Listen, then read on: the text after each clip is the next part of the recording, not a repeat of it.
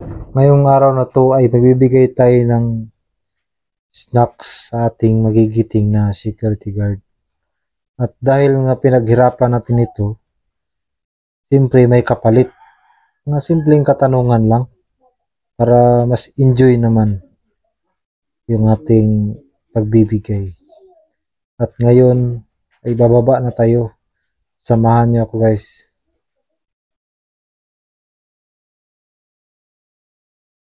Ito pala ang kanilang hagdanan. Nandito tayo sa second floor ngayon. Kaya bababa lang tayo ng saglit. At hanapin natin yung target. Kasi dalawa yung posting nila. Meron din dito sa exit at meron din sa entrance. Yung pagpasok ng mga sasakyan. So, naguguluhan tayo kung saan tayo tatarget ngayon. Sa entrance ba o sa exit? Dito na lang tayo sa ano. Ito na, nakita na natin.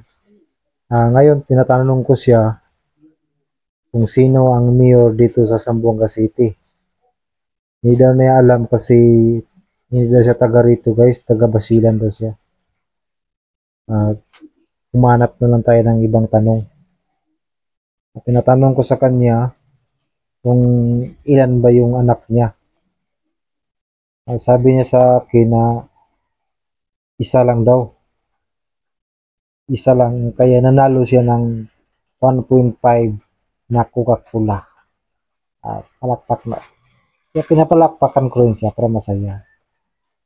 At sa pangalawang tanong guys, tinatanong ko siya kung ilan silang magkasama dito.